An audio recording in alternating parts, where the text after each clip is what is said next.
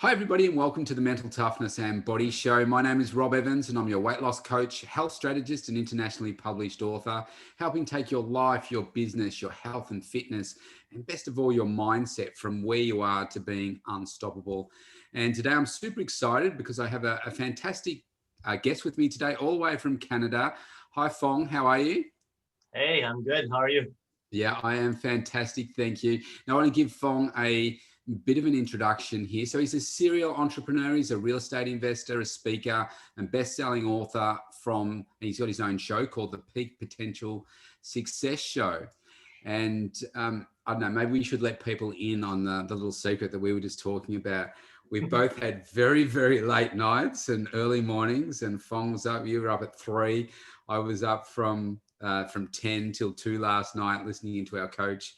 And I was just saying to Fong that maybe I didn't get the timing right for this in advance, but we're going to waken everything up and bring some great content here today. So thanks so much for joining us today, Fong. Hey, no I problem. Happy was to be here. hoping that you could share a little bit about you and what you do and what you're passionate about. So going back a little bit, I was born and raised in Edmonton, Alberta, taught to work very hard, go to school, get good grades, that great story, find a good job and be loyal to that company and work there for the rest of my life kind of thing. Hence, I became an engineer. I was told that business is not my thing. I was told that I should not take accounting. So I got into engineering, and people also said, hey, why not do architecture? And then I realized, well, where I'm from, the architecture classes weren't very good. So I got into engineering because somebody told me it was the closest thing. And then once I got into engineering, they go, your worst enemy is the architecture. So I'm like, oh, that's nice to know. So anyway, I graduated from university, became an engineer. And then 3 years into engineering, being in Edmonton, Alberta, where our biggest industry is oil and gas. And that's the sector I got into. Well, oil and gas in 2008 and plus the real estate bubble kind of popped. So everything kind of went downhill. And that's when I realized I may not be an engineer for the rest of my life kind of thing. Yep. And that's when I picked up my very first Rich Dad Poor Dad book and hired a coach and a business coach and started my real estate stuff. Built my portfolio from 0 properties to about 23 properties or so. And then from there, started writing some books. Also started doing some speaking and coaching. And then fast forward to recently started a podcast, did videos online, and helping people write books. Because I find that writing books is one of those things that builds your credibility very fast. Yeah. And I've been able to get a lot of my clients to write a book, have it published, have it in hand within 3 months. And that's something that I've been very proud of. And lots of people didn't believe me, so I proved it many times. And for myself, I wrote recently 2 books. Both books are about 200 pages in 20 days. So those are published very fast too. So that's what I like doing. I like helping my clients unlock the potentials by expanding their credibility and exposure, and also adding different streams of income if that's what they choose to do. And either through book writing, through real estate, through business strategists, through mindset, whatever it is that they need. And that's what I love doing. It's a lot of fun. Yeah, fantastic. Tell me the journey from changing career from, not engineering to real estate. How far or how long ago was that for you? Depending on the timeline, sometimes if there's an engineering project that they ask me to go back and work on, I still go back and do it here and there. But my biggest thing is still doing coaching and helping people succeed. Yeah, right. Okay. So when did you start doing that? A couple of years ago. Oh, okay. So pretty new. Oh, yeah. Yeah. Okay. I've been coaching people like as I was still full time. I was still doing real estate investing, writing books, and also coaching people at the same time. So I was kind of doing that whole thing full time at work and then also full time out of work. Yeah. Yeah, well, part of my journey is I'm a chartered accountant, and now my business is all around coaching people and around health and fitness and so forth. But while I was studying to become a chartered accountant, I realized that I didn't want to be a chartered accountant. because I didn't like the people that were around me. So I thought this isn't great, the partners and managers and stuff. So yeah, I you decided to you get out. start to you start to find that the people that you're surrounding with aren't as energetic. They're Yeah, not as opportunistic, and they're just head down, do calculations, and just follow suit kind of thing, right? So that's the biggest difference I find is when I'm outside of the engineering realm, the world's completely different. yeah, Of course, depending on who you surround yourself with, the people I like hanging out with are very supportive. They're usually very positive because they see opportunity versus all that negativity that's usually around the masses. So it's yeah, always good.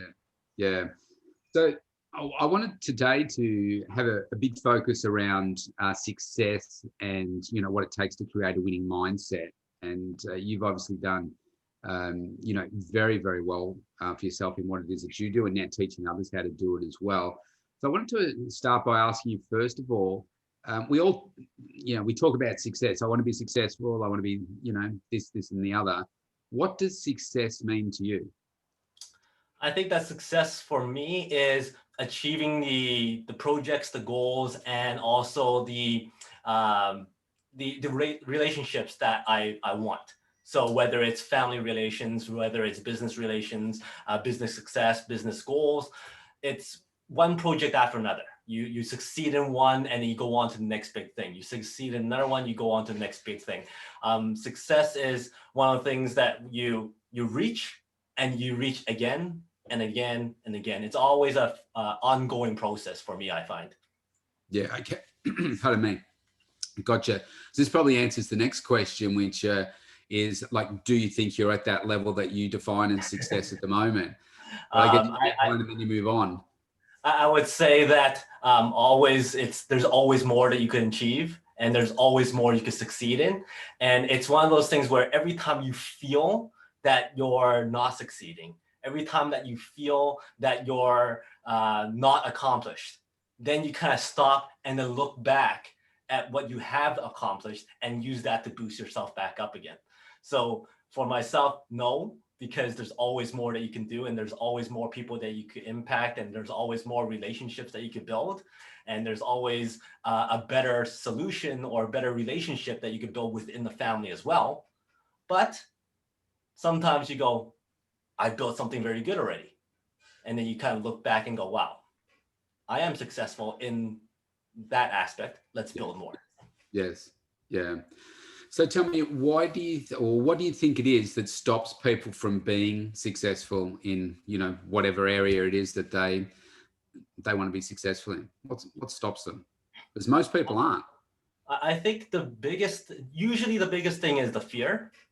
However, I think the fear is also there because of the people that you're surrounding yourself with.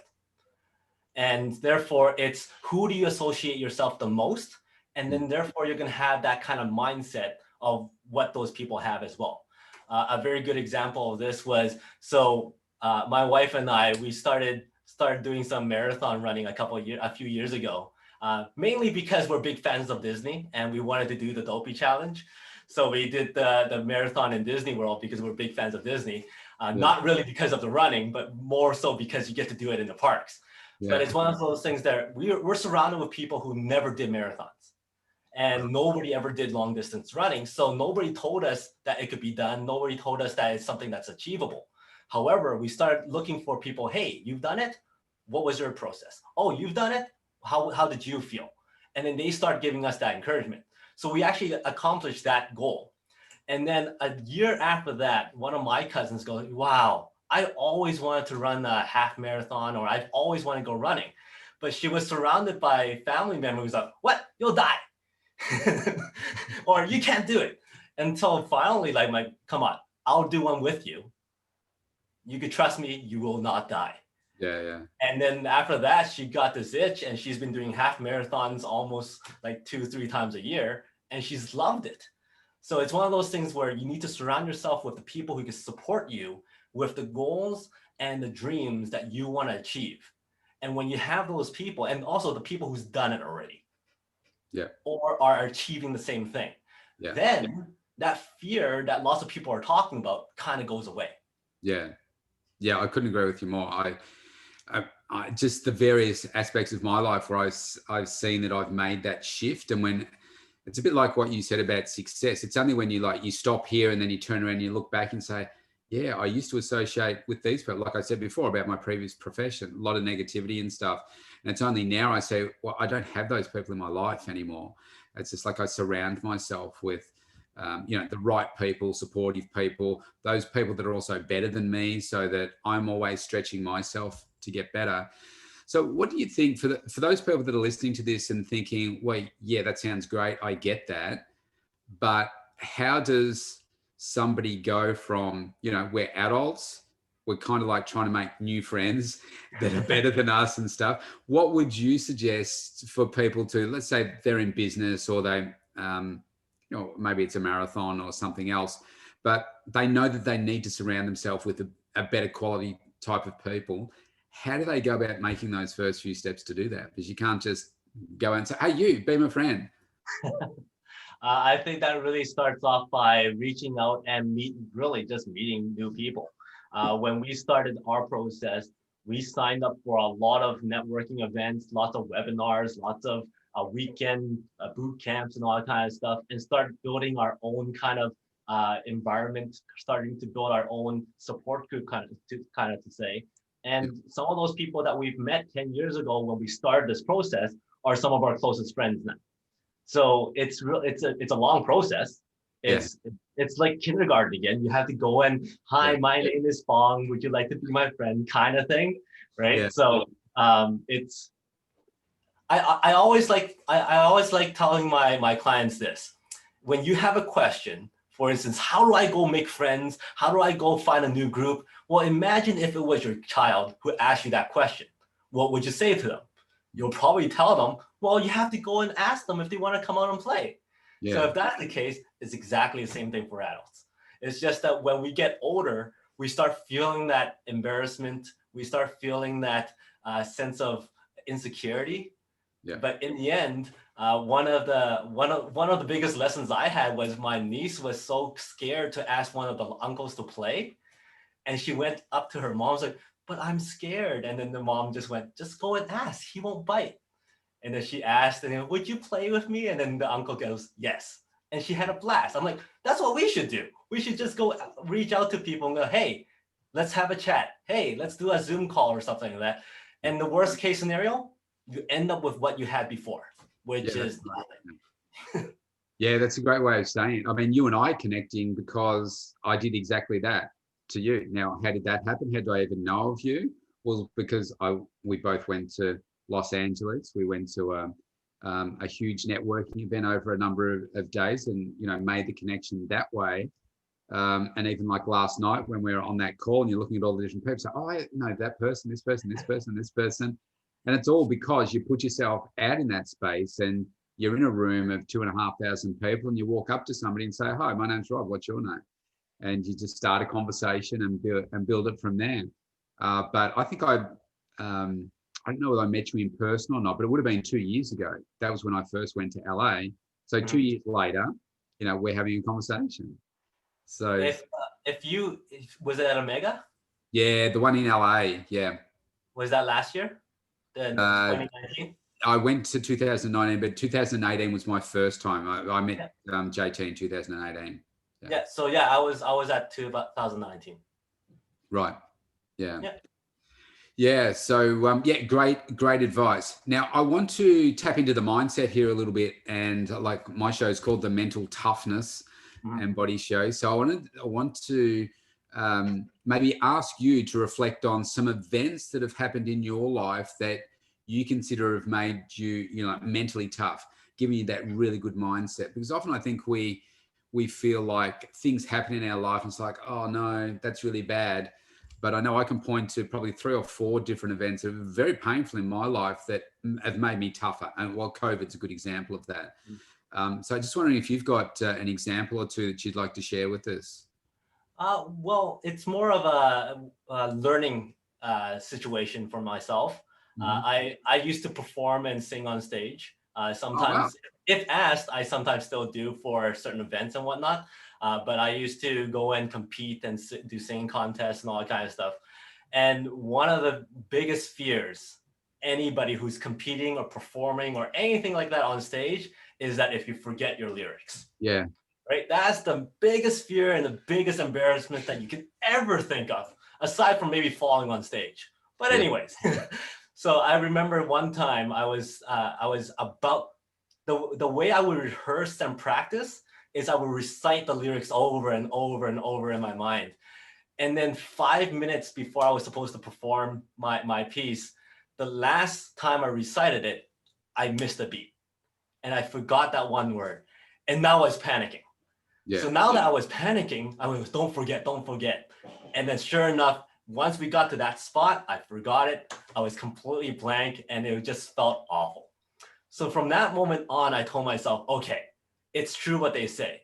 If you keep on thinking something that's going to happen, it will happen. Yeah. But it works both ways. So from that moment on, every time I went up to sing, every time I went up to perform, every time I go and put an offer on the house or go to a negotiation, I always think of it's going to succeed. It's going to go well. It's going to go as a win-win situation for everybody. Yeah. And it usually turns out much better than I thought. Yeah. Another scenario was, for instance, with regards to mindset, things in your mind usually become a lot worse than what the reality would be. Yeah. Now, this also has to do with having the right coaching and having people to support you. But I remember my very first eviction case with a tenant, and I was scared out of my mind. What am I going to do at court? What do I say? What all this stuff? And I was sweating bullets. I couldn't sleep. I couldn't get rest. I was so stressed out. And my coach constantly goes, don't worry about it. This is what you need to do and all kind of stuff.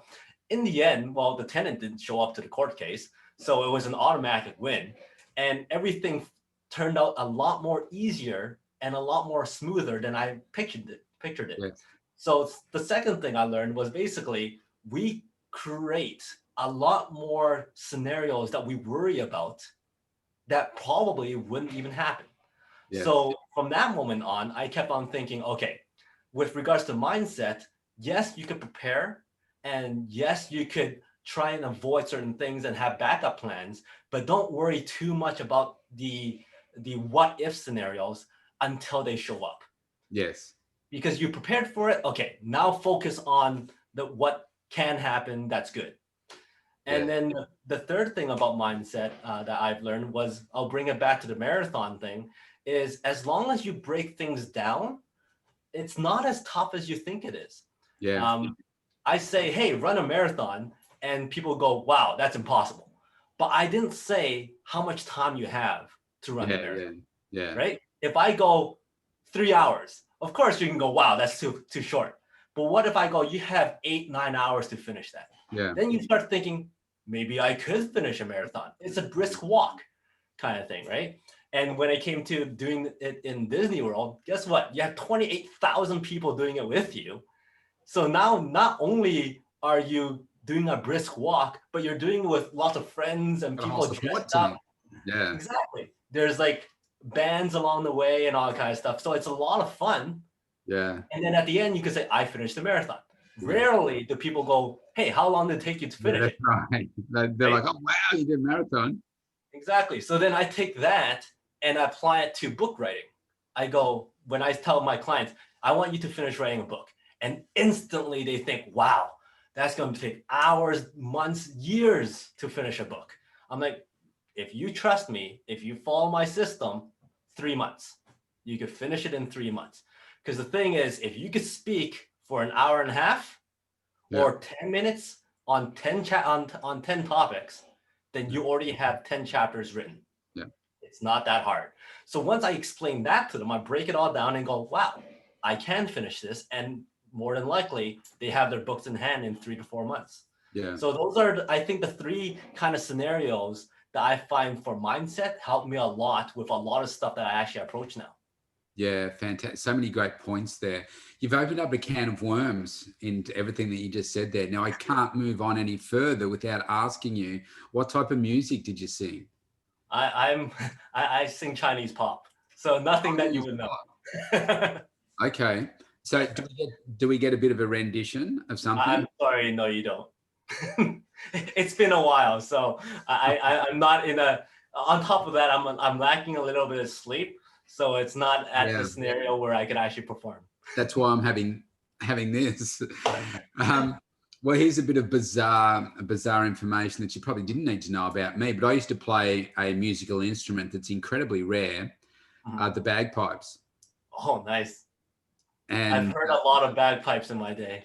yeah, well, Canada's got some really good bands. So my goal was to compete in the World Championships in 1990 in Glasgow, Scotland. And one of the things that I was doing, talking about manifesting things. So I was like, don't make any mistakes during the World Championships on the biggest stage of your life. Let's just concentrate and do that.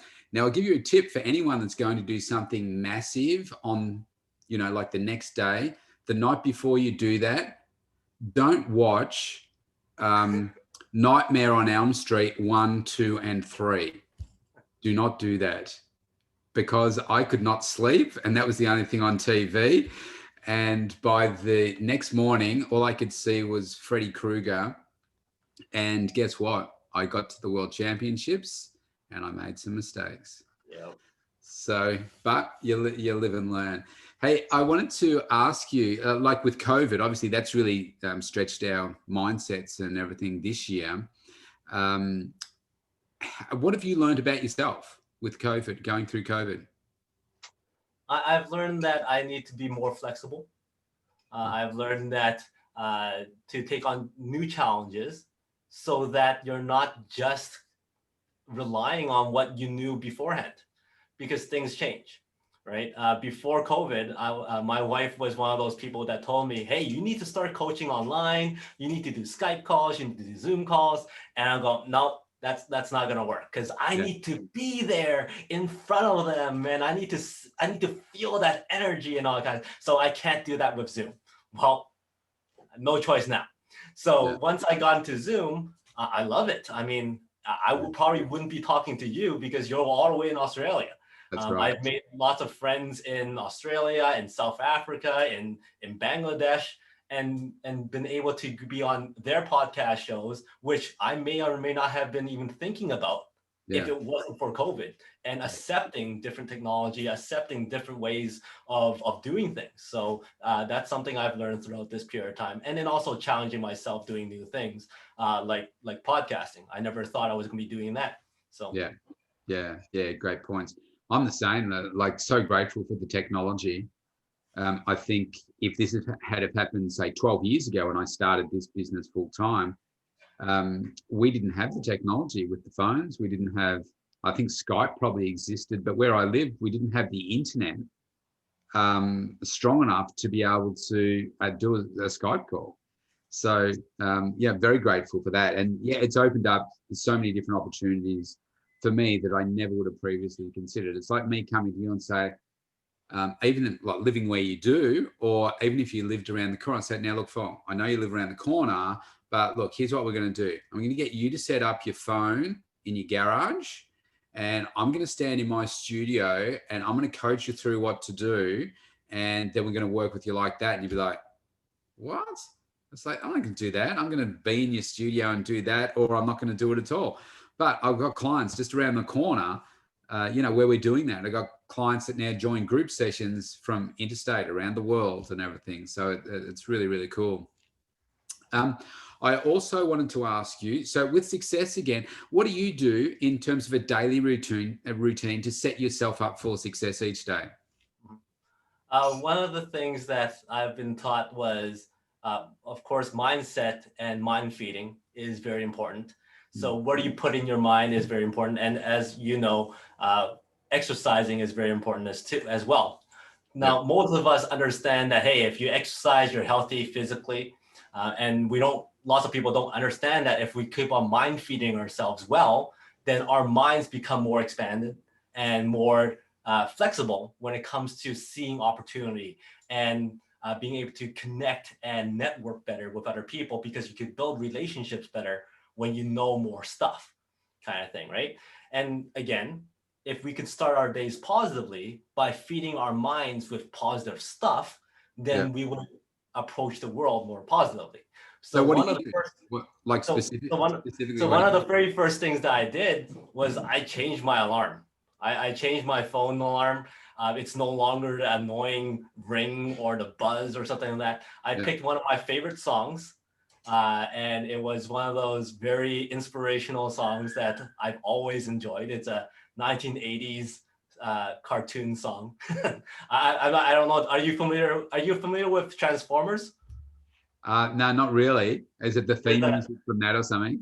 There's a cartoon movie of Transformers, and the main song in that was "The Touch" by I believe it's Stan Bush. And the first two lines of that song is "I got the touch, I got the power." Yeah. So that's what I wake up to every single morning. So when I go and talk about this scenario, I go, just imagine who here loves because not a lot of people know that song. Yeah. So I ask people, who here loves Superman? And they go, I do. And I'm like, imagine this. If your ringtone was the theme song for Superman, and that's you my wake up every ringtone. single morning, man, you're gonna feel awesome. Yeah. Right. So I wake up to that, and then I go for a run. And as I go for a run, I am mind feeding with either podcasts or business talk or whatever it is that I want to learn or expand my mind with. And then after that, I start doing calls or doing Zoom meetings, plan out my strategies for the day and all that kind of stuff, and just move on. Yeah. Okay. Yeah, that's how I start off the day. Yeah. Fantastic. Great stuff. Hey, tell me, COVID, where you are in Canada, what's it like? Like, are you locked down? Are you back? As of right now, Alberta, the province that I'm in, we're locked down. We're locked down. Like our everything's closed. Restaurants are closed. Gyms are closed and whatnot. Barbershops and salons are closed. You can How still. long has it been like that for? They just announced it last week, just because our numbers went back up, so they closed it down again. So we're on stricter. You can't meet family. You can't have family gatherings or anything like that. So it is what it is. Is this your first lockdown or second one? Or this is the first one of this severity. right. So before, like, there was a lockdown but they didn't stop people from meeting each other, like, family wise. Okay. How many cases have you got? Honestly, I don't follow it too much. Yeah, it's one of those things where it's all that negative talk, and I try not to be too involved with that talk. So I kind of zone out when they talk about it. So we were shut down. Whether that's right or wrong, that's up to other people to decide. But I try to zone out. We were shut down for 7.5 months. Oh wow. In our second lockdown, we were locked down, open for 2.5 weeks, then shut down again. So in total for 7.5 months. Nowhere else in Australia was, just our state, which I guess you'd call a province. Province, yeah. And yeah, horrific. Everything was closed. Couldn't see people. So my studio had to be shut for 7.5 months. So of course I had to, work out another way to work with people. It's had a massive impact on people's mental health and their physical health as well. But we have 0 cases. And we've been open now, I think, for 42 days. They've just opened our international borders again. And we've got, I think it's 5 cases, but they're all in hotel quarantine. They're all people that come into the country. So hopefully we can stay that way. But yeah, it's hopefully this vaccine knocks it on the head, hey? Yeah. I think for us, we hit a high of like low thousands per day.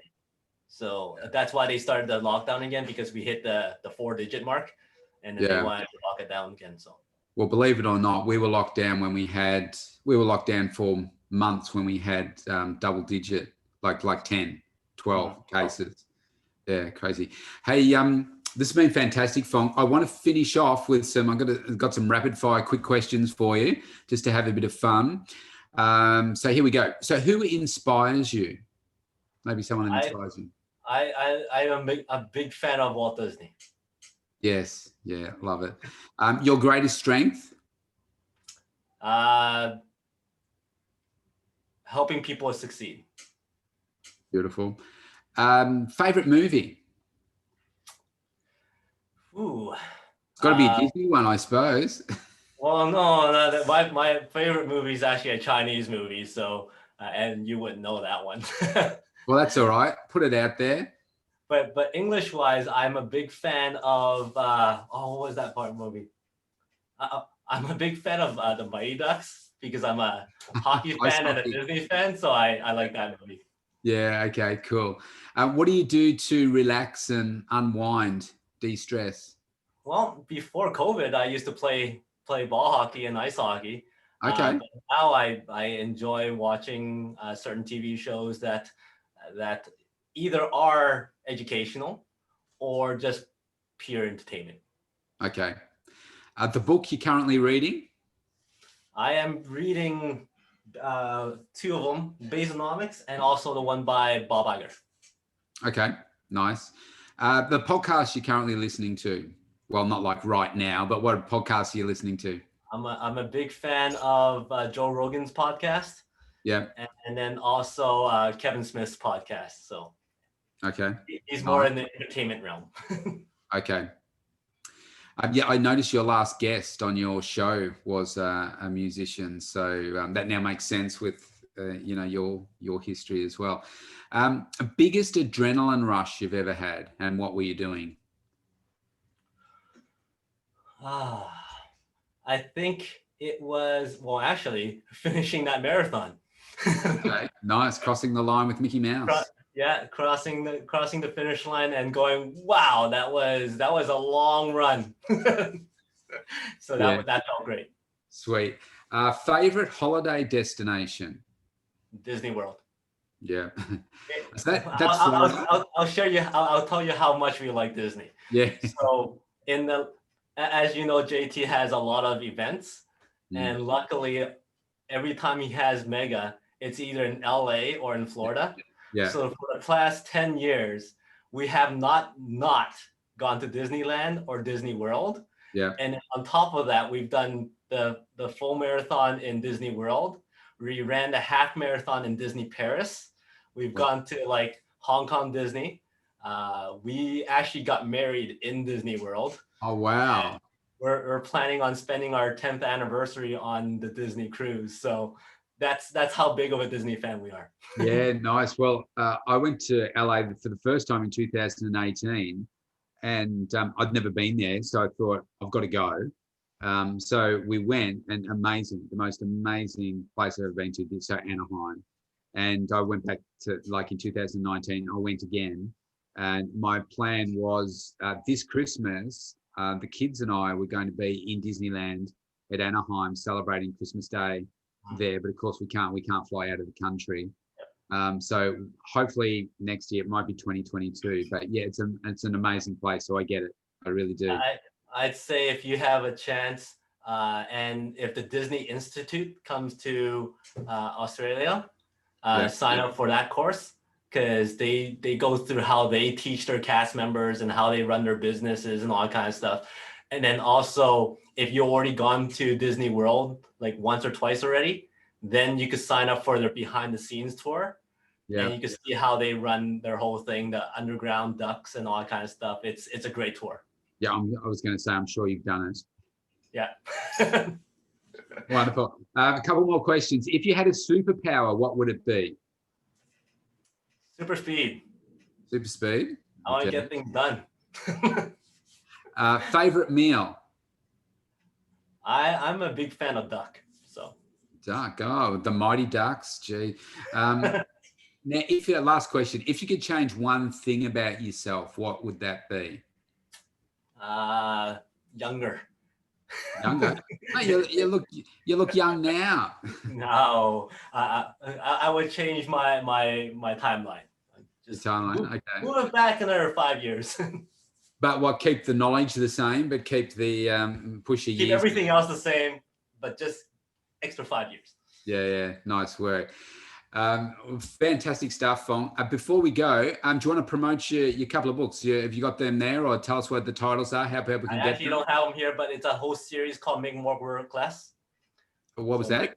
Make More, Work Less. Make more, work less. So Okay. there's currently 5 of them right now, and there's by February I'll have 7 in total. So Okay. it ranges from make more, work less with branding, make more, work less with cash flow, with communication. So I have a little bit of everything.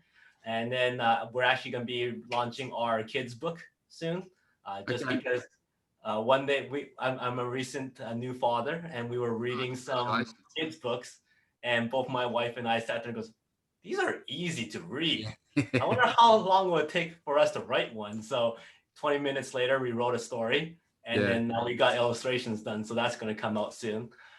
So yeah, Make More, Work Less. You can find that on my website, which is fongchua.com, or just go to Amazon. Fantastic. Hey, thank you so much for today. I know it's been a stretch because you've had a long day, so I truly appreciate spending the time with you. Really insightful. We'll have to connect again at some point.